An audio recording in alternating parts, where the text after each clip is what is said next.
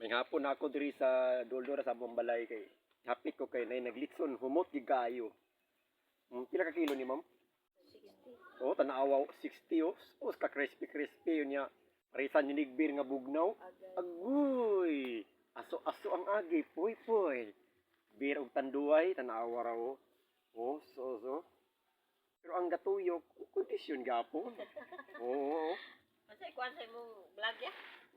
Ah, so. Grabe oh. Maglaway gid mo ani anhi gid mo diri naras matabaw unahan ra sa tulay ila ning bantayan man ni sa una diri. Bantayan diri. Dool ra diri matud-an rin naras highway. Lami kini lang litson. Gaaso-aso raw. So. Tanawa ra.